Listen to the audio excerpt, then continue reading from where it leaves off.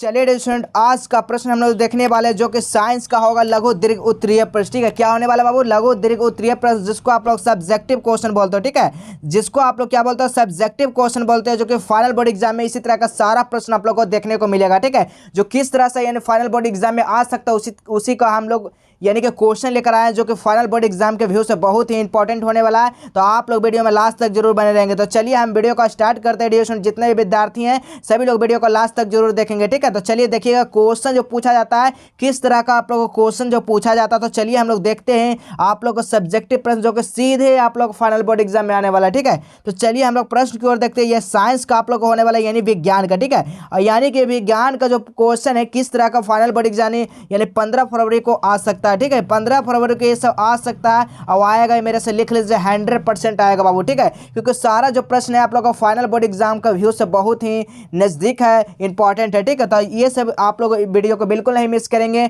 आप लोग ये लघु दीर्घ उत्तरीय प्रश्न आप लोग एक बार जरूर पढ़ लेंगे। ठीक है, एक बार पढ़ने से क्या होगा कि आप लोग पूरा जो क्वेश्चन है वो सारा आप लोग को याद हो जाएगा। ठीक है, तो चलिए हम लोग स्टार्ट करते हैं वीडियो को।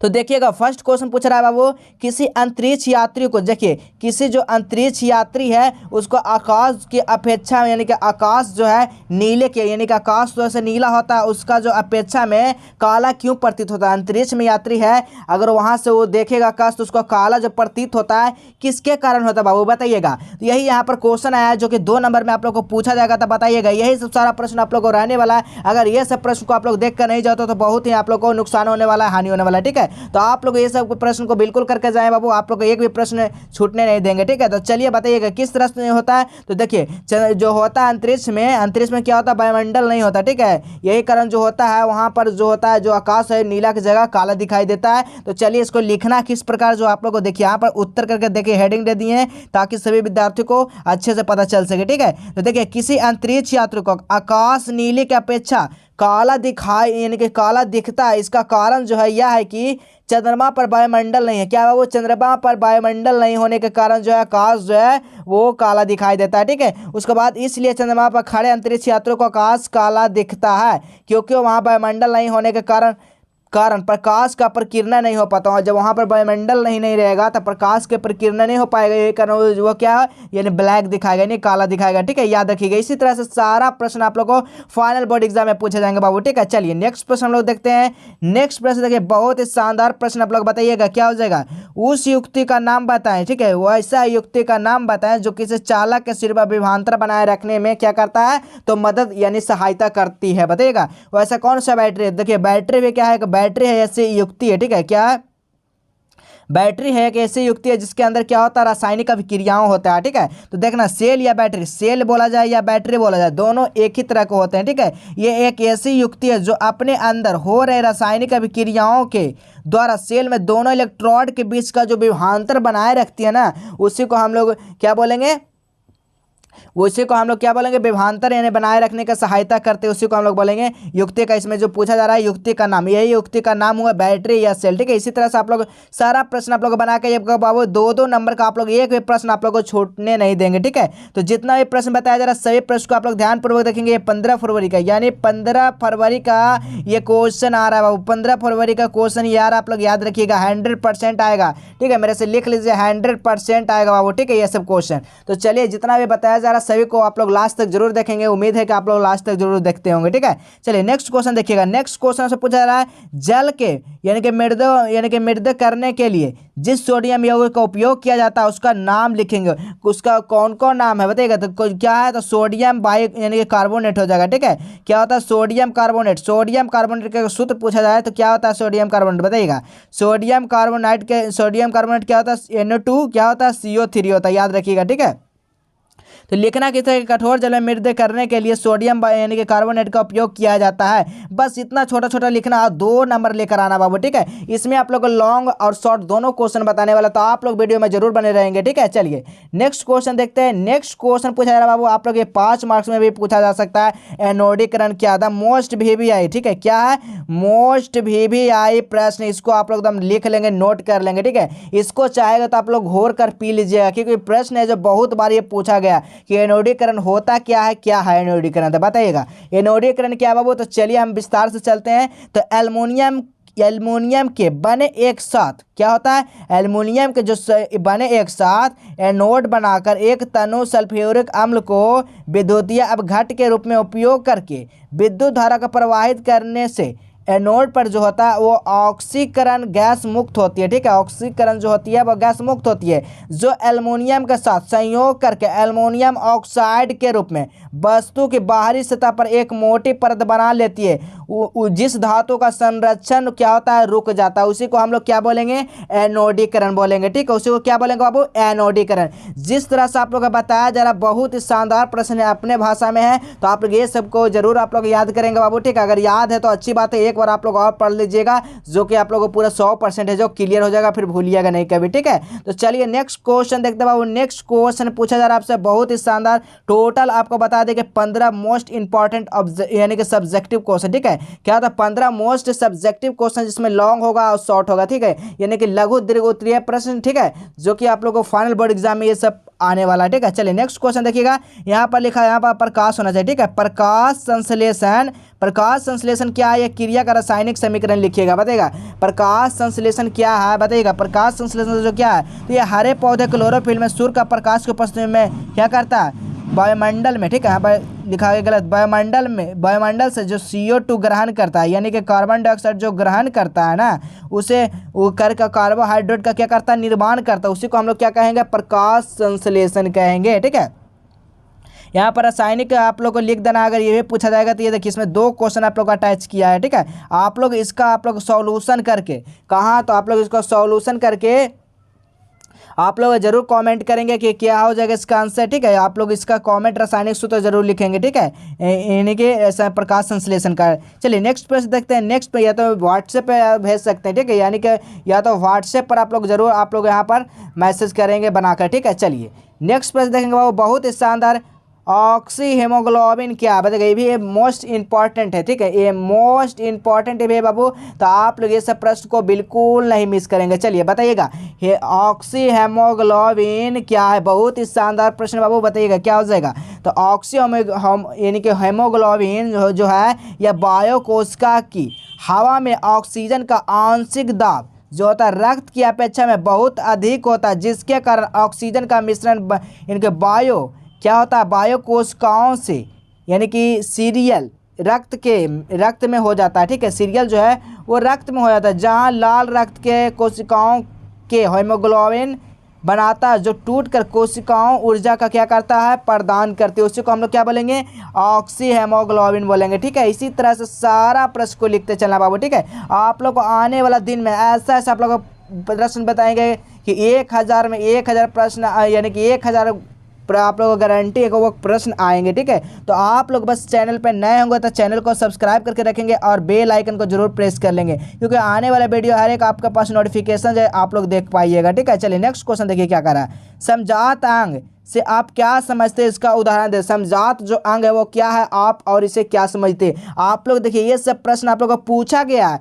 ये नहीं कि हम अपना मन से बता रहे, ये सब प्रश्न पूछा गया, जितना भी प्रश्न बताया जा रहा है बाबू, ये सब प्रश्न सारा पूछा गया है। ठीक है, देख लीजिएगा 2009 से लेकर, ठीक है, 2009 से लेकर 2022 तक जितना ये प्रश्न बता रहा है सारा आप लोगों को मैचिंग करेगा, सारा मिलेगा। ठीक है, चलिए नेक्स्ट, यानी कि समजात अंग किसे कहते हैं, या क्या है बताइएगा। तो भिन्न भिन्न वातावरण में रहने वाले जंतुओं ऐसे होते हैं जो संरचना एवं उत्पत्ति के दृष्टिकोण से समान होते हैं, लेकिन उसका लेकिन उनके जो होता है कार्य अलग अलग, यानी कि कार्य जो है, कार्य यहाँ पर होना। ठीक है, यहाँ पर जो कार्य है जो अलग अलग होते हैं, इस प्रकार जो है अंगों का समजात अंग कहते हैं। ठीक है, जैसे कि देखते हैं, जैसे में आप लोग बता सकते हैं मेढक क्या है, ये मेढक, इसका काम कुछ और है। ठीक है, मेढक जो है इसका काम कुछ और है, पक्षी का और बिल्ली का कुछ और, मनुष्य का कुछ और है। ठीक है, इसी तरह से आप लोग भी जैसे में देखकर समझा सकते हैं तो और अच्छी बेहतर बात है। ठीक है, चलिए नेक्स्ट प्रश्न हम लोग देखने वाले बाबू। नेक्स्ट प्रश्न आपसे पूछा रहा बहुत ही शानदार दम लाजवाब प्रश्न बाबू, ये सब प्रश्न को बिल्कुल नहीं मिस करेंगे। ये लघु दीर्घ उत्तरीय प्रश्न, बता दे कि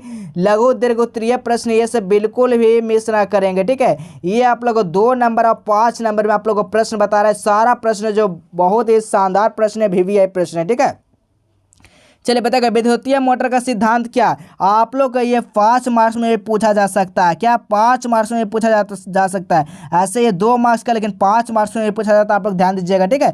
विद्युतीय मोटर एक शक्तिशाली चुंबक होता है। क्या होता है बाबू, एक शक्तिशाली जो होता है ना वो चुंबक होता है, जिसके अवतल ध्रुवों खंडों के बीच क्या होता है, तांबे से तार की कुंडली होती है, ठीक है। तार की जो कुंडली होती है जिसपे मोटर का आर्मेचर कहते हैं, जिससे क्या होता है मोटर का आर्मेचर करता है और मोटर विद्युतीय ऊर्जा को यांत्रिक ऊर्जा में बदलता है। क्या बोलता है मोटर, क्या बदलता है बाबू, विद्युतीय ऊर्जा को यांत्रिक ऊर्जा में बदल देता है, यह बदला जाता है। उसे विद्युतीय मोटर का क्या कहता है। विद्युतीय मोटर की दूरी पर यदि ब्लेड लगा दिया जाए तो मोटर का विद्युतीय पंखा भी बन जाता है। उसी का हम लोग क्या कहेंगे, मोटर का सिद्धांत हुआ। इसी तरह से आप लोग को लिख देना है और 2 मार्क्स दम सही करके लेकर आ जाना है, ठीक है। चलिए नेक्स्ट प्रश्न हम लोग देखने वाले हैं। नेक्स्ट प्रश्न बहुत ही शानदार प्रश्न बाबू, बताइएगा 2 ऊर्जा स्रोत के नाम लिखेंगे। 2 ऊर्जा का स्रोत का नाम लिखेंगे, कौन कौन होगा। तो एक विद्युत मोटर हो जाएगा, एक विद्युतीय जनरेटर हो जाएगा। विद्युत मोटर का जो काम होता है, विद्युत मोटर एक यंत्र है जो विद्युतीय ऊर्जा को यांत्रिक ऊर्जा में बदलता है, और ये क्या होता है, यांत्रिक ऊर्जा को विद्युतीय ऊर्जा में बदलता है, ठीक है। दोनों प्रकार के एक यंत्री है, ठीक है। चलिए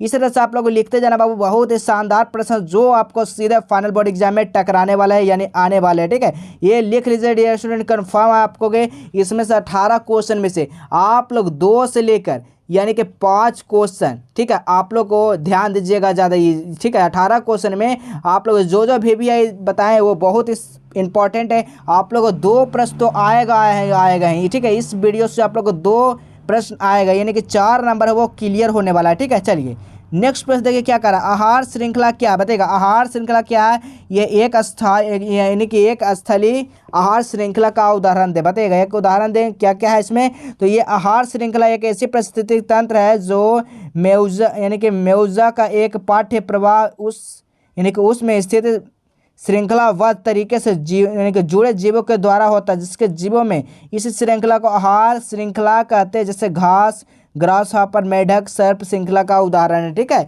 इसी तरह से आप लोग देख सकते हैं सारा प्रश्न जो बहुत ही शानदार है, एकदम VIP क्वेश्चन है, ठीक है। हम तहलका मचा देना एडिशन क्योंकि फाइनल बोर्ड एग्जाम में बहुत ही शानदार प्रश्न आने वाला है इस बार। तो आप लोग ध्यान दीजिएगा, आप लोग सेल्फ स्टडी जरूर करेंगे अच्छे से, ठीक है। आप लोग का तैयारी जो होनी चाहिए बेहतर होनी चाहिए बाबू, ठीक है। तैयारी जो होनी चाहिए वो बेहतर होनी चाहिए। बेहतर करने के लिए आप लोग के पास सब्जेक्टिव क्वेश्चन भी लेकर आ चुके हैं, ठीक है।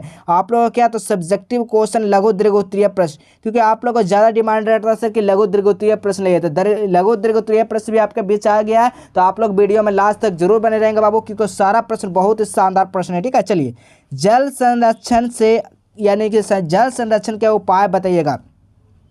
जल संरक्षण का उपाय क्या कहता है। जल संरक्षण के अनेक उपाय है यहाँ, ठीक है। अनेक उपाय कौन कौन उपाय है। जल का उपयोग सीमित आवश्यक में होना चाहिए, जल कभी भी बर्बाद नहीं करना चाहिए, वर्षा जल कुआं या तालाब जल में संचित करना चाहिए, ठीक है।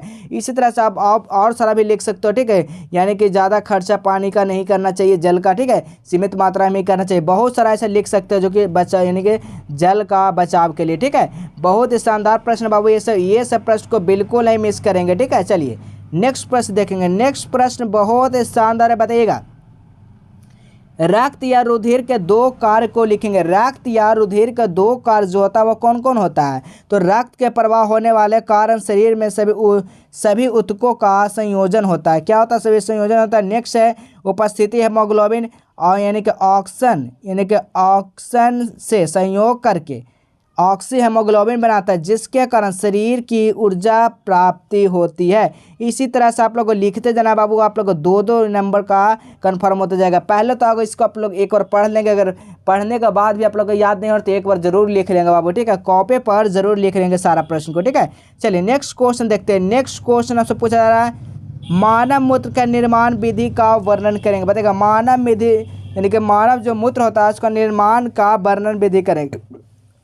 ये आप लोग को 5 मार्क्स में पूछेगा बाबू, ठीक है। ये आपको 5 मार्क्स में पूछेगा, बताएगा। तो मानव मूत्र का निर्माण विधि जो है ब्रेक के द्वारा मूत्र निर्माण का उत्सर्जन की क्रिया 3 चरणों में पूरे होते हैं। पहला चरण जो है ग्लोमेरुलर फिल्ट्रेशन, यह एक छन्ना पात्र जिस यानी कि छन्ना पात्र की तरह कार्य करता है। यह बाहरी दामिनी का रक्त के साथ यूरिया अम्ल, जल, ग्लूकोज, लवण, प्रोटीन इत्यादि में जो कि होता है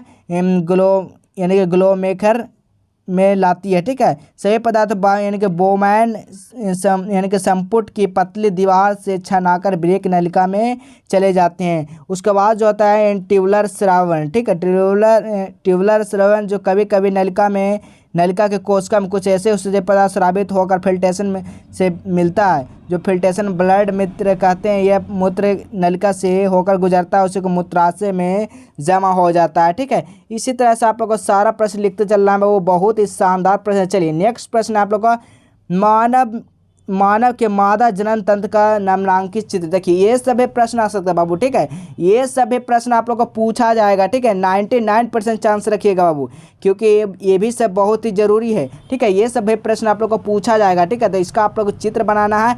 चित्र बनाने के साथ साथ आपको लिखना है कि कहाँ पर इसको क्या होता है, ठीक है। सारा आप लोग को लिखना है। देखिए जहाँ जहाँ आप लोग बताएं अंडाशय इसका कहाँ पर होता है, गर्भाशय अंडाशय कहाँ पर होता है, ठीक है। सारा आप लोग को इसका भी चित्र बनाकर आप लोग को लिखना है। एक बार स्क्रीनशॉट इसका जरूर ले लेंगे। इसका आप लोग एक बार स्क्रीनशॉट ले लेंगे, सारा कॉपी पर इसका बनाने का प्रयास करेंगे, ठीक है। चलिए नेक्स्ट प्रश्न आप लोग को, नेक्स्ट प्रश्न है यानी 15 नंबर एक क्वेश्चन बताइएगा, जो कि आज का लास्ट क्वेश्चन, ठीक है। आज का जो है वो लास्ट प्रश्न है, बताइएगा क्या हो जाएगा, यानी कि इस वीडियो का लास्ट प्रश्न होने वाला। बताइएगा ये विस्थापन एवं द्विव विस्थापन अभिक्रिया हो, यहाँ पर द्विव विस्थापन अभिक्रिया होना चाहिए, ठीक है।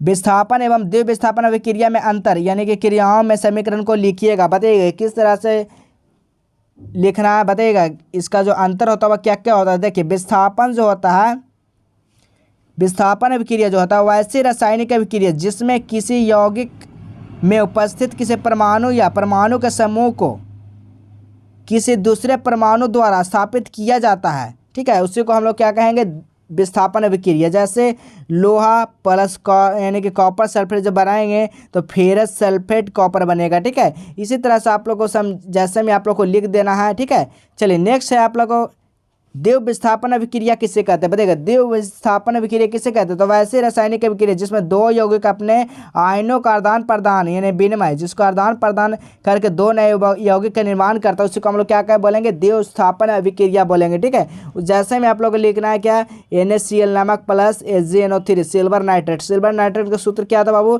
AgNO3 होता है, याद रखिएगा। सिल्वर नाइट्रेट क्या होता है, AgNO3 याद रखिएगा।